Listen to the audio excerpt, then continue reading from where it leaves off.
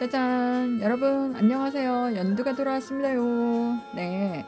오늘은 역시 3월 개묘년 목이 이렇게 크게 오니까 금이 반응을 하는데, 일단 목하면 동쪽을 떠올려야 되고요.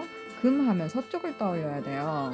그러다 보니까 목이라는 것은 어떤 나무, 봄, 그리고 감성, 그리고 제가 여기 일본을 왜 적었을까요? 일본을 이제 을묘의 나라, 목의 나라라고 그러거든요. 그런데 이 목이 반응하는 게 또 금이거든요. 그쵸? 그러면 일본은 어떤 그 대중성인 그런, 목은 또 대중성이잖아요. 그런 가운데 금을 추구해요. 그래서 뭔가 이들의 생활 문화에도 뭔가 금에 대한 속성이 잘 나타나고 있어요. 금은 또 완벽함이잖아요. 네. 그리고 또 금이 목이 발동할 때 또 이제 금이 발동을 하면, 그쵸. 금은 역시 가을이라는 이미지가 있죠. 서쪽도 있지만, 근데 서쪽하고 가을 딱 그러면 영국이 떠오르죠. 네. 그러다 보니까 조금 뭔가 금이라는 건 이성적인 판단, 이성적인 거에서 역시 또 음양에 의해서 감성을 자극하는 목을 추구한다는 거. 그리고 또 목은 다음 단계로 건너가는 기운이 목생화에서 화잖아요. 그러다 보니까 일본은 또 그 화에 대한 기운, 사양지심, 그런 것이 굉장히 잘 나타나 있어요, 사람들한테도. 그래서 뭔가 어디 가게를 들어가던가 어딜 가도 스미마생, 저 백화점에 가서도 뭔가 질문을 할 때도 스미마생, 스미마생 유명하잖아요. 그죠? 그리고 이들은 그러다 보니까 어떤 예의, 그런 거에도 굉장히 중요시해요. 그리고 매너 뭐 그런 것도 중요시하고요. 그러다 보니까 화는 또 드러남이잖아요. 그러한 가운데 화려함, 하라주쿠 한번 가보세요. 얼마나 알록달록한지 몰라요. 그냥 가면, 그쵸, 되게 화려해요. 음 키티의 나라도 있잖아요. 화려해요 진짜 여러분. 디즈니랜드도 있고, 그쵸. 음 역시 그런 대중성, 목을 베이스로 한 대중성 가운데 질서를 잘 지키는 금의 성정, 그런 걸 볼 수 있어요. 그리고 또 금이라는 것은 금생수해서 가잖아요. 그러다 보니까 수라는 건 십이지심, 옳고 그름의 중심을 두는 그런 정신인데, 이게 옳냐 저게 그르냐 그런 것인데, 그러다 보니까 BBC 유명하잖아요. 뉴스, 언론, 그쵸? 역시 그런 거, 또 깊이를 가져가는 거, 수는 또 깊이를 가져가는 거니까 어떤 문학이나 그런 또 대중성을 가진 대중음악, 그런 것들에 또 영국이 또 유명하죠. 네. 제가 그러면 이제 어떻게 그렇게 되었는가 조금 잠깐 또 설명을 해볼게요. 일단 일본에 대해서 우리가 공부를 해봅시다. 금의 성정을 추구하는 일본. 준법 정신이 굉장히 잘 돼 있어요. 사람들이 그 어떤 길거리 갈 때도 그렇고 질서가 잘 지켜져 있어요. 질서 정연한 거. 네. 그러다 보니까 질서라는 건 어떤 그 눈에 보이지 않는 우리들만의 어떤 정신적인 약속인 거잖아요. 그런 것처럼 줄 서는 거. 길거리, 그쵸. 어디 식당을 가도 줄을 서서, 네, 식당에 어디 유명하다 그러면 다들 줄 서서, 그 뭐라 그럴까요? 잘 줄 서서 이렇게 다 그 뭐죠? 줄 서서 하여튼 긴 줄이 있어요. 좀 유명한 가게는. 근데 다들 그렇게 줄을 서서, 네, 먹으러 간다는 거. 줄서기 문화. 네. 그다음에 어떤 절차, 그런 것도 굉장히 중요시 돼 있어요. 네. 일본 공항에 오시면, 그쵸, 입국할 때만 해도 그 절차들이 있어요. 그리고 또 일본에서는 어떤 그렇죠. 전철이 참 잘 돼 있는데, 전철이 지하철이죠. 네. 저희 지하철이 만약에 아침에 조금 늦었다 그러면 그것을 뉴스에서 증명을 해요. 왜 늦었다. 오늘은 그래서 어떤 사람들의 국민들의 발에 이만큼 피해가 있었다. 뭐 하여튼 그렇게 뉴스에 그렇게 나와요. 그리고 또 일본은 그 준법 정신에서 약간 남들한테 피해를 주면 안 된다, 그런 좀 개인적인 성향, 그런 것들도 강해요. 그러다 보니까 어떤 매너나 에티켓, 그런 거에도 굉장히 사람들이 민감해하고, 그리고 휴대폰 매너가 참 좋죠. 어, 사실 이제 엘리베이터에서도 전화를 안 해요. 그리고 버스나 뭐 지하철에서도 전화를 안 해요.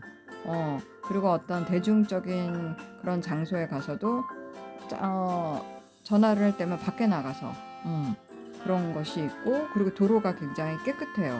음, 이런 것도 준법 정신에 강한 거죠. 음, 그리고 또 역시 금이라고 하면 장비를 쓰는 거잖아요. 그러다 보니까 전자제품이 유명하죠. 그쵸? 옛날에 어떤 코끼리 밥통 그런 거 많이 사갔죠. 그리고 또 옛날에 마이마이, 아우 새롭다. 그쵸? 새롭네요. 그 다음에 이제 자판기 문화. 일본에는 정말 여러 가지 자판기들이 굉장히 많아요.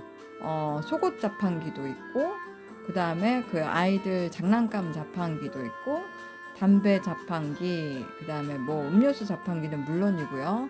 그 다음에 또 뭐가 있었을까요? 먹는 음식, 어떤 피자 자판기도 있었고, 네.